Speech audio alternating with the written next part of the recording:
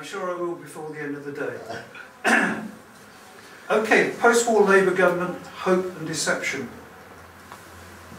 Only weeks after the war in Europe had ended, the Labour Party, eager to fight an election, withdrew from Churchill's wartime coalition, forcing it to resign on the 23rd of May 1945. The general election was called for the 5th of July, and the result, causing widespread amazement, gave the Labour Party victory with 146 seats.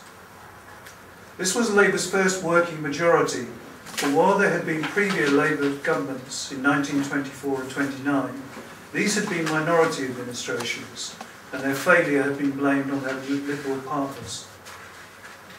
The Labour Party had not been expected to win the election, but the austerity and misery of total war, which had touched the whole population, had generated a climate of optimism, with a genuine conviction that pre-war poverty and privilege should not be allowed to return. Besides, the Conservatives were associated with the Depression, while others held them responsible for becoming involved in a long war, a sentiment endorsed by Harold Macmillan when he later explained the Conservative defeat by claiming it was not Churchill who lost the 1945 election, it was the ghost of Neville Chamberlain. Probably more damaging was that the Conservatives showed little public enthusiasm for the Beveridge report, and working people genuinely believed their best interests would be served by placing their future hopes in a Labour government. Now the Labour Party, with Clement Attlee, who Churchill once described as a sheep in sheep's clothing as Prime Minister, proclaimed he would lead the country through the greatest social revolution in its history. When on the 20th of August victorious Labour MPs entered Parliament singing the red flag, many believed that the election of a Labour government represented the dawning of a new and better world that would realise their hopes for a secure and happy future. In the 40 years that preceded the 1945 election, the Labour Party had transformed itself from a trade union parliamentary pressure group to a party of capitalist rule, in which trade union influence had become greatly diluted.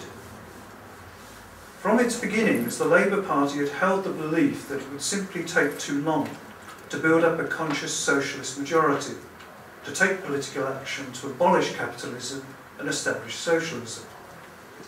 Instead, the immediate task was to build up a strong Labour Party and to elect a Labour government, which would ameliorate the worst excesses of capitalism and through these gradual reforms supposedly convince a sceptical working class of the merits of ultimately achieving a socialist society.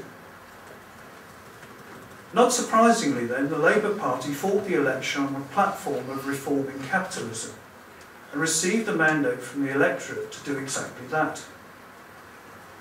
The centrepiece of the Labour election campaign was economic planning, involving the nationalisation of key industries and the introduction of the so-called welfare state. Full employment, or jobs for all, would be underpinned by the economic theory popularised by Keynes that claimed that the economy could be controlled by government through high taxation and high spending to maximise employment and to iron out capitalism's booms and slumps. Throughout the election campaign, the Labour Party opportunistically exploited the post-war appeal of the term socialism that was spuriously portrayed as meaning an increase in government intervention in the workings of capitalism. Herbert Morrison, for example, claimed that the public utility institutions, like the London Transport Boards, were examples of socialisation, while the Labour Party election pamphlet, Let's Face the Future, dishonestly claimed that Labour was a socialist party with an ultimate objective of establishing a socialist Commonwealth of Great Britain. Since the adoption of its 1918 constitution, the Labour Party had propagated the belief that state control or nationalisation was a step towards socialism because it brought about the progressive elimination from the control of industry of the private capitalists. But while repeatedly advocating the elimination of capitalist class control, nowhere did the Labour Party advocate the elimination of capitalist class ownership of the means of production and distribution. Nationalisation means the state, in its role as the committee for managing the common affairs of the whole bourgeoisie, intervenes when the interests of the owning class may be injured, or when the development of new technology is hampered by the lack of private capital. Nationalisation is no more than a different method of running capitalism, taking over control without affecting the property income of the owning class. All governments nationalise when it suits the interests of the owning class. Herbert Morrison indeed noted in 1944 that, and I quote, "more socialism," by which he meant state non-capitalism, "was done by the Conservative Party, which opposed it, than by the Labour Party, which had supported it." State monopoly control was acquired on the basis of paying capital its market value, or as the Labour Party itself stated, a fixed rate of interest for the hire or loan of capital. This process guaranteed a fixed return on investment known as fair compensation to the former owners. Accordingly, under the compensation terms for the nationalisation of the Bank of England in October 1946, the stockholders received £400 worth of government stock at 3% to match the 12% dividend that had been paid out over the previous 20 years.